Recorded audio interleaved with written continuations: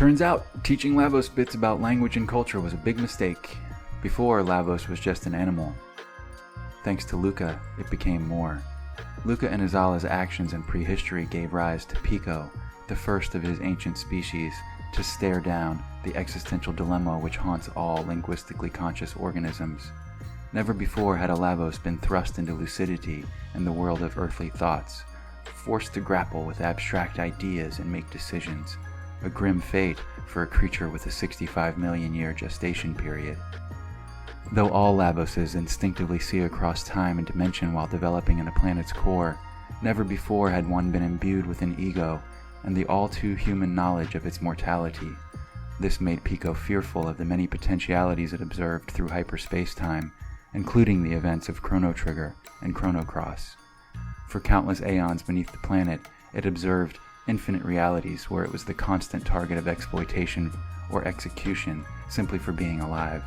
For all this time, it lived in a tangled, fearful insanity. Then, finally, a revelation. It would save itself. First, Pico struck at the dreamers of Inhasa, influencing them to create an AI that would be their undoing. Using the powerful dreaming abilities of Schala to relay schematics, as Pico saw it, from across time and dimension, Fate was reborn in the kingdom of Zeal. As Fate once created the Nido archipelago and established a human and demi-human civilization by erasing the memory of Chronopolis citizens, so she does for the entirety of antiquity. Now, with the actions of the people on the planet under Fate's command, Pico's safe maturation in the planet and eventual escape from his shell were guaranteed. Then, despite Lucca, Robo, and Gasper's best efforts, Fate successfully performed an intentional time crash, mashing together 2 points in space-time and creating perpetual loop from antiquity to 2280 AD, where Pico had long since awakened. For Pico, this was a good first step. As long as Fate is alive and the records are secure, Pico's position in the future cannot be challenged, and his control of the 14,000-year time loop will be absolute. However, Pico deduces that catastrophe is inevitable. As Lucca and Balthazar have also noted, no one is immune to an attack through time, unless they escape it. If Fate were to fall at some point between 12,000 BC and 2280 AD, the control loop may be destabilized, and Pico might yet be harvested for energy or killed. And so Pico sets his sights on the only place he can truly protect himself, the darkness beyond time. But to get there, he needs one special individual with the power to cause massive dimensional distortions. Having observed him in many timelines, Pico knows it's in Magus's nature to hate him. The Zelian prince will always try to destroy the creature which took his family. However, in this timeline, where Janus does not know Lavos, Pico can harness his power without vitriol, and so, atop his fortress, Pico waits for Lucca to train the young man. Lucca's special history with Magus make her the only one who can teach him to use his powers to their full potential. And so when the day comes that Lucca and Janus finally go to attack Pico, they are unwittingly fulfilling the last piece of his plan. Due to his bloody and tragic past, the Janus of this timeline has an extremely fragile psyche. It's an easy task for Pico to bend the young man's tormented mind to his will. With Janus now standing against Lucca in this fight, she admits defeat. Pico and Janus vanish into the darkness beyond time, leaving Lucca alone. In the time ahead, she will witness events which defy imagination. But for now, this is where we leave Lucca as well. She's been a great protagonist so far, but truth be told, the Chrono Break trailer which inspired this story gave me serious prologue vibes, and so you might imagine the entire journey until now as backstory to be revealed during the actual events of the game Chrono Break. The true gameplay of this version of Chrono Break begins with a very familiar character and a very familiar time, but before we get there, let's take a look at what happened immediately following Pico's victory over time, and how the landscape of Chrono Break was born.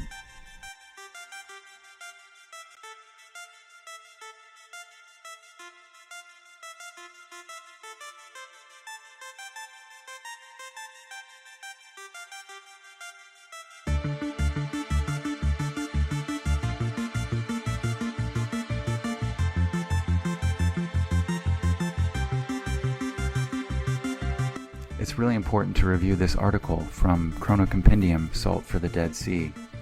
This theory proposed by the Gray Lensman about the nature of time crashes forms the backbone for the mechanics of this game. The time crash was completely unlike standard forms of time travel. Chronopolis and Dynopolis contained many more than 3 entities, violating the conservation of time theorem. A 3-dimensional region of space containing a vast area of the Earth's surface was transported. This is opposed to gate travel, where the horizon of the gate acts as a portal from one space-time to another. Gates displace their spherical volume in normal space-time. They do not envelop an entire region of space and transport it through time. The area of the Sea of Eden was still linked to the cause and effect of the future. The Sea of Eden changes along with the timeline. In Homeworld, the Day of Lavos still occurred, and Chronopolis changed into the Dead Sea, reflecting the ruin of the future. My conclusion is that the region of the Sea of Eden containing Chronopolis and the Chrono T2 dimension did not time travel at all. Rather, the counter-time experiment created a space-time warp, which brought the space-time coordinates of the area surrounding the Sea of Eden into conjunction with the space-time coordinates of the Sea of Eden in 12,000 BC. The substance of Chronopolis and Dynopolis was not transported through time.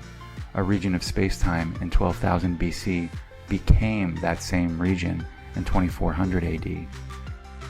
The boundary of the Sea of Eden anomaly allowed an entity to travel 14,400 years into the future. Passing through this boundary is exactly like time traveling through a gate or in a vehicle. In 2400 AD, I imagine the time crash would appear as if the area of the Sea of Eden collapsed into a singularity.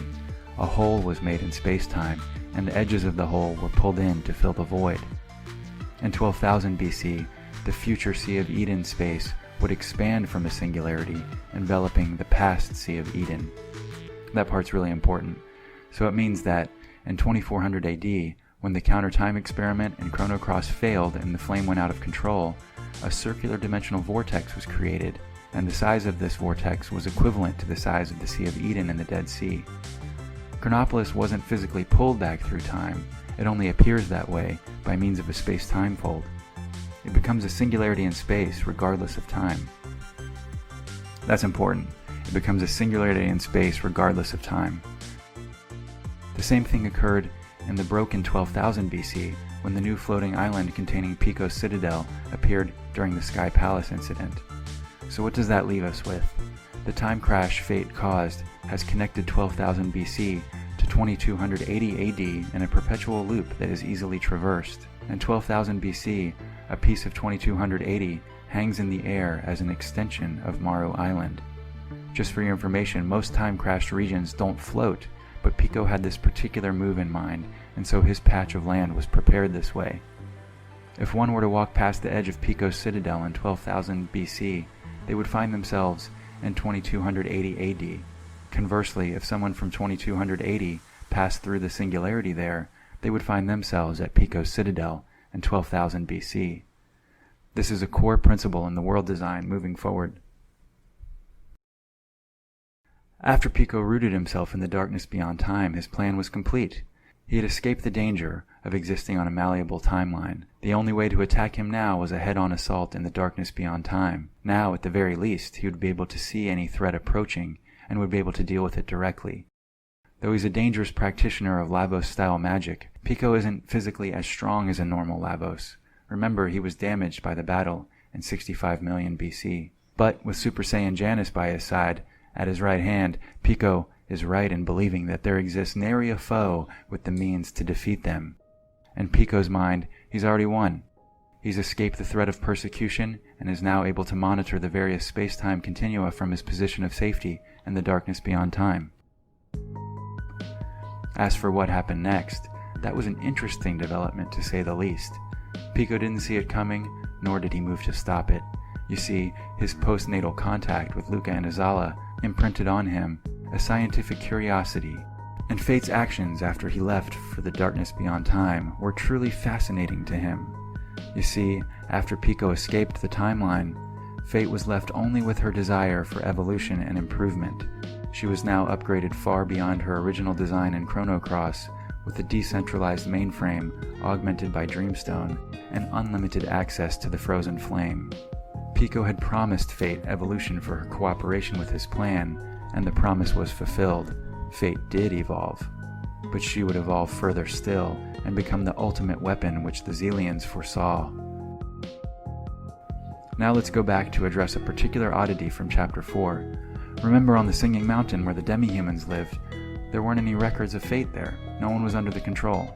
This was by her design. You see, after Fate was connected to Pico via the frozen flame, she was able to see out into various space-time as he was. She saw into the Reptite dimension in the events of Chrono Cross, where she discovered the Dragon God, a creature so powerful it controlled the very forces of nature. A creature like that could be a useful tool indeed. The only problem was, the original Fate was born from a different dimension than the Dragon God, and so Fate did not know how to build it herself. This is why the demi-humans were protected during the time crash and allowed to thrive without the influence of the records of Fate. The demi-humans on Singing Mountain are Fate's petri dish. She suspects that given enough time to flourish in their own society, they will follow in the Dragonians' footsteps and create a dragon god of their own design. Thus, she isolates and protects the demi-humans, allowing them to follow their own path of development. And her hypothesis is correct. By 2280 AD, the demi-humans of the Singing Mountain had indeed invented their own version of the Dragon God. After the time crash, Fate makes her move, making a play for the Dragon God. Don't forget, having established an unlimited connection to the frozen flame, this is a much stronger version of Fate than we've ever seen. This time, she does not divide the Dragon God and seal the individual plasma beings in slumber, but enslaves the one Dragon God. Now she has a tool to control the forces of the planet. With the Dragon God integrated into her avatar, Fate rises to a new level of power.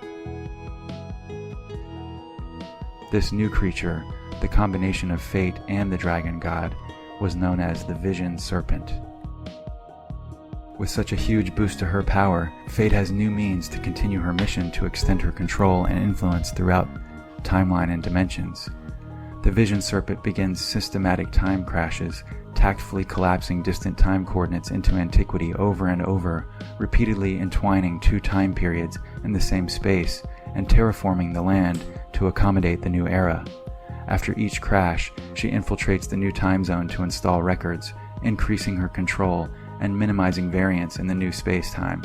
With her supercomputational power and unchecked transdimensional abilities of the frozen flame, the Vision Serpent folds the web of space-time on itself again and again. Her ultimate goal is to crash everything into antiquity, literally break time, and then rule over it. And so, the technologically advanced Kingdom of Zeal becomes an ever-growing nexus of repeatedly collapsed critical zones of time-space. By the time our real story begins, the place once known as Antiquity is now called the Break.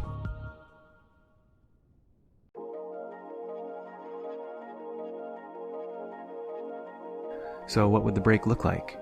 The Break is a mix of many weird elements that seemingly have no end. Large patches of land from all different times have blended together. Singularities and expanded realms of varying timelines form the patchwork quilt of interconnected space-time, all occupying adjacent coordinates on the physical plane. The Break resembles the Dead Sea in many ways, as locations, relics, and buildings are scattered throughout it in proximity to the time-space singularity they originated from. This includes enemies who spawned from their original time zone and then wandered into the Break. For example, Surge's tombstone may make an appearance in the randomness of the Break if there would happen to be a singularity crashed from the dimension of Chrono Cross World 1. At last, the full ramifications of countertime have manifested. The Break is the final realization of Balthazar's dreams of a land protected from attacks through time. However, due to the repeated time crashes, it is far from what Balthazar intended. It is a chaotic, ever-changing land, a perfect open-world setting for a group of time-traveling heroes.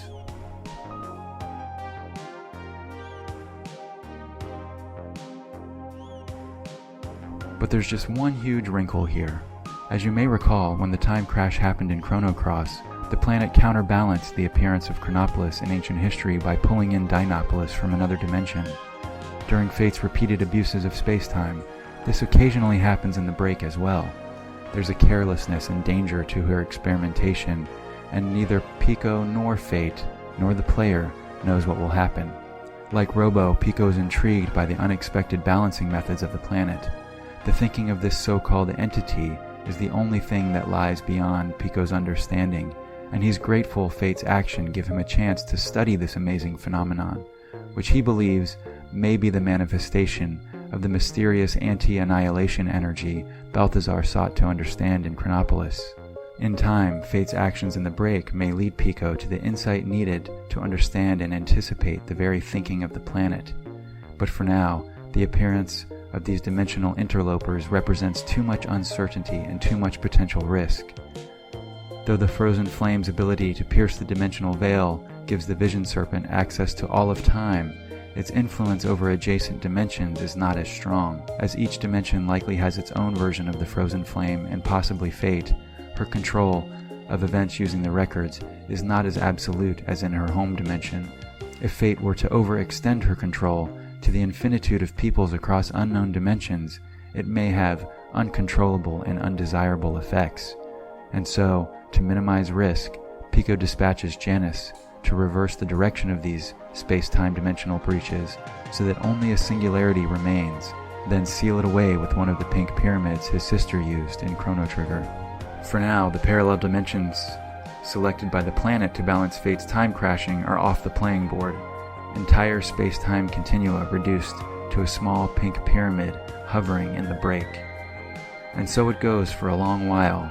While the Vision Serpent crafts the break, Janus travels through it, sealing dimensional gates as they appear.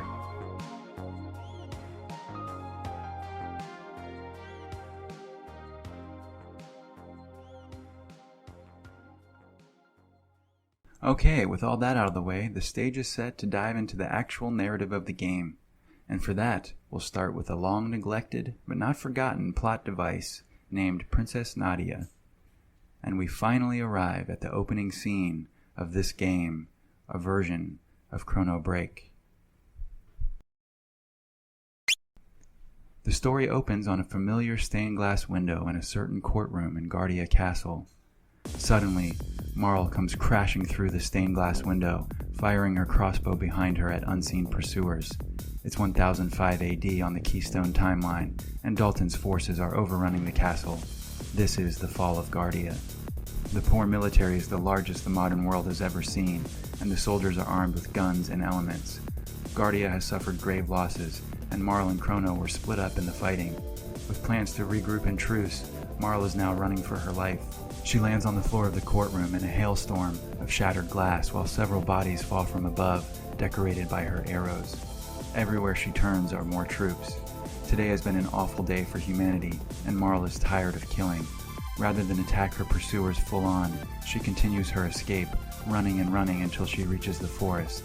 Her breath comes hard and her lungs burn as she books it through the trees, all the while keeping an eye out. She's expecting Crono to come this way as well, but there's no sign of him so far. Unfortunately, her time is running out. She sees in the distance another massive troop of soldiers approaching her head-on, while another platoon squeezes in on her from the direction of the castle. And then she sees it. There, a shimmering red time gate behind the rock. As the guards bear down on her full force, she finally sees Crono appearing from the tree line. She tries to call out, but it's no use. The sound of gunfire overwhelms her cries. Crono disappears beneath the massive ambush of the troops. Rushing back to help him, she's suddenly engaged from behind by the second group of soldiers.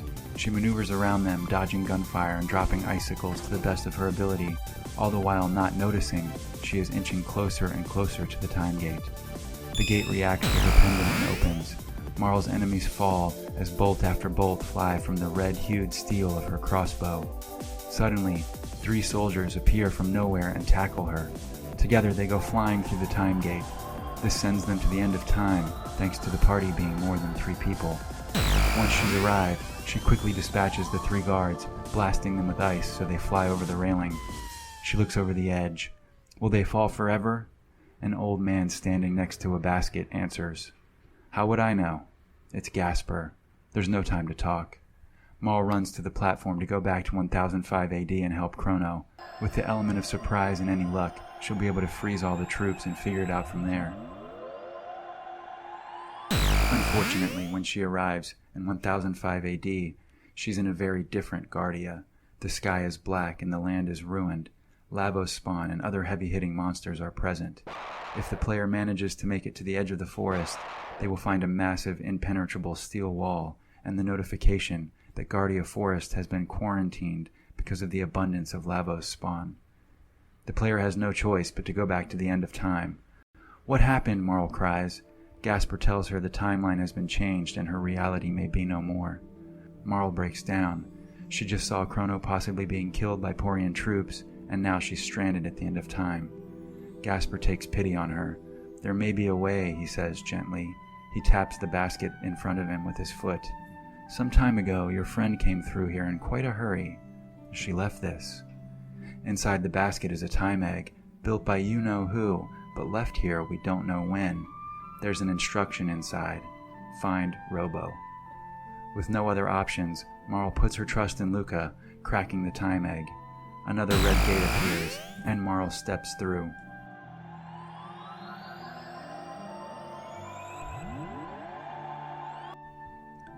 She arrives on the Dalton-corrupted timeline in 700 AD to find a world of Dalton's making, and it's terrible. Guardia is totally under Porian control, and the mystics have been driven nearly to extinction because of Dalton's hatred of the reptite dimension. The Chancellor accuses Marl of being a mystic because of the way she arrived through the time portal, and jails her. While in the jail of Guardia Castle, Marl meets an old man named Toma III, who says he can lead her out of the castle prison. Marl says she's looking for a hidden shrine somewhere in the forest to the south of the bridge. Toma says navigating the endless forest is no easy task. He'll come with her as a guide. They need to cross the Xenon Bridge to enter the endless forest. But there they are attacked by a high-tech air force which should not exist in 700 AD. The air force destroys the bridge, and Toma III goes down, teaching the player about permadeath. Marl presses onto the forest after the bridge battle. What was once known as Fiona's Forest is now the Endless Forest. From his base of operations in 620 AD, Dalton ordered many more trees to be planted here so they could be harvested for weapons of war in the future.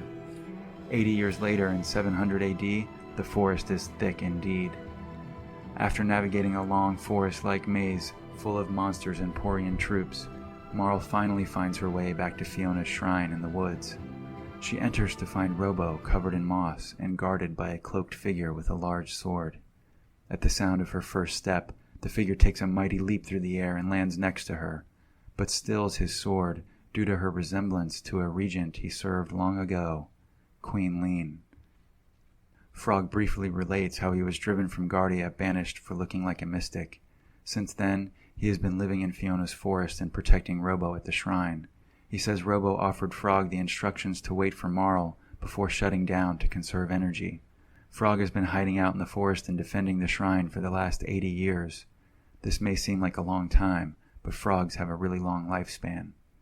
Marl asks him why he's still a frog. Hadn't the spell been reversed? Frog doesn't understand at all. Why would Magus have reversed the spell? He's a monster who killed Cyrus and wields heavenly fire to destroy his enemies.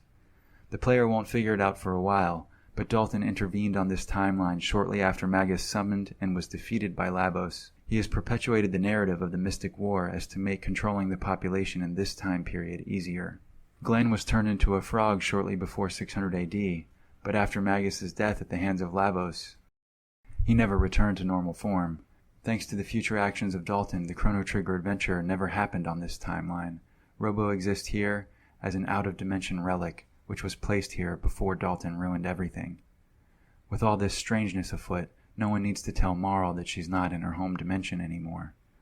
Under the watchful eye of Frog, Marl activates Robo, who greets her warmly and sends Lucca's regards. He's under instructions to escort Marl to Gaia's Navel, a remote island in the southern seas. Due to the magnetic anomaly on which it was built, El Nido is locked out to all forms of air travel, so they'll take the ferry from Dorino to make the journey to Guldove in El Nido. Marl, Frog, and Robo leave the forest, where they are spotted by Porian troops, who seem ever present in this time zone. They battle through many troops who wield powerful elements, which are also droppable items. When they reach the Dorino ferry, a massive amount of troops arrive. Frog tells them to go on. He's defended Robo for this long. He can defend him a bit longer. Robo and Marl run to the ferry while Frog brandishes the Masamune and heroically attacks the troops. With chivalrous aplomb, Frog beats down the endless bevy of Porian soldiers and successfully buys enough time for Marl and Robo to escape to the ferry.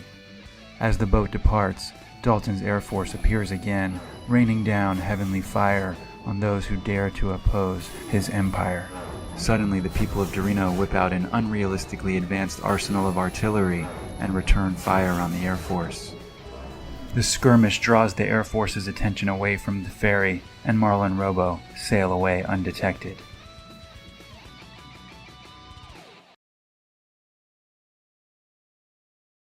On the ferry, Marl sadly tells Robo what happened to Crono.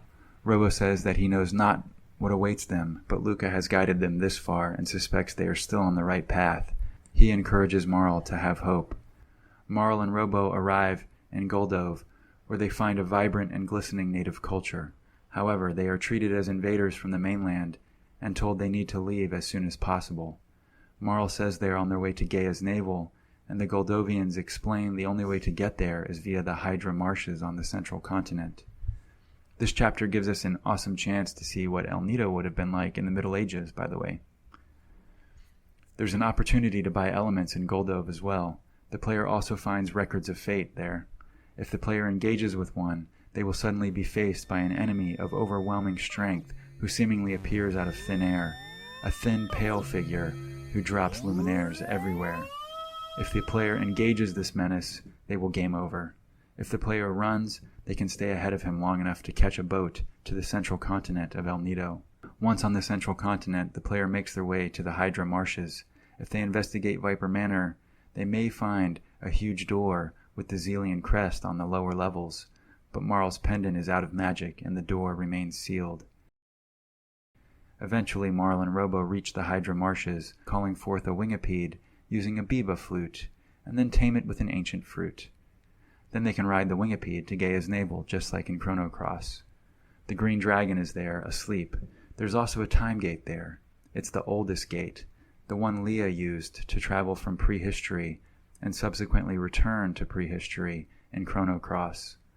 Robo suggests they should enter it, but Marl is wary of stepping through any more time gates. Besides, even if they wanted to, her pendant is all out of magic, and they can't activate it. Suddenly, the thin, pale figure appears again. If the player has not engaged with any records so far, this will be the first encounter with the pale figure. He's overwhelmingly powerful, and despite their best efforts, Marl and Robo just can't match him. They are facing defeat, when suddenly Isla appears, with a bunch of cave people. This is the first multi-party fight in the game. While the player controls Marl, Robo, and Isla, there are 4 other parties as well, which are all guest characters. Utilizing inter-party double and triple techs, Isla and her tribe attack fiercely. Some of the cavemen have elements they use to fight. Marl, Isla, and Robo can also use any elements that were purchased in Guldove or dropped by Porian troops. They overwhelm the thin white man and he teleports away. Same as Frog, this Isla does not know Marl, but definitely recognizes her own. Marl learns that Isla has been living on Gaia's navel ever since her defeat at Dalton's hands. Under the guidance of her mother, Isla led the people on a long journey to the remote time gate, which Leah has known about ever since Chrono Cross. As ancient caveman lore instructed, the tribe entered the gate 3 by 3 until all of them arrived in this lush, safer version of Gaia's navel. Isla says the recent battle has rekindled her love of the fight. She's tired of waiting on Gaia's navel, and it's time to go. Marl tells Isla and all of her crew that they have some fighting to do, and Isla welcomes Marl and Robo to her tribe.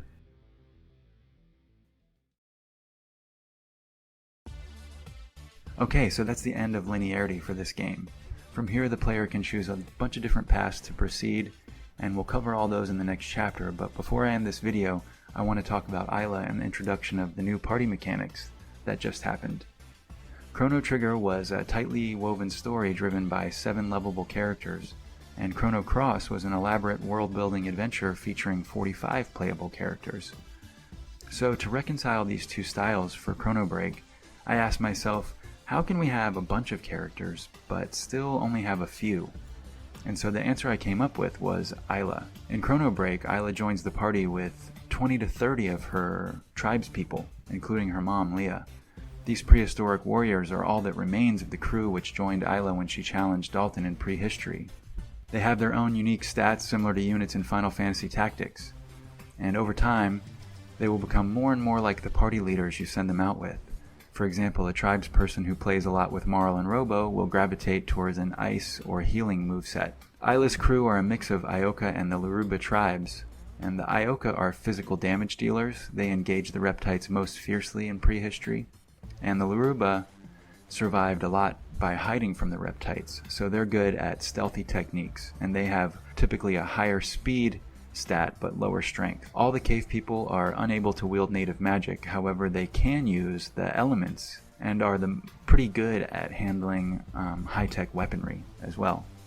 Although they can be used as unique party members, they all essentially act like and swear allegiance to Isla, so while the Isla we know and love is most definitely still present in all her glory, she's also kind of like 30 characters in this game. This may seem like a lot, but as the player learned from Toma III, permadeath is a thing in Chrono Break. This is a risky play, I know, but it's inspired by the original writer of Chrono Trigger's idea that Crono should remain dead after his sacrifice in Chrono Trigger. So after reaching Gaia's navel and defeating the Bound Watchman, the linearity of the game concludes, and there are many different choices the player can make now, all leading to different endings like in Chrono Trigger. In fact, the only characters required to finish the game are actually Marl, Robo, and Isla. But where's the fun in that? Next time we'll talk more about the other characters and how they can get involved, and discuss a lot more gameplay elements.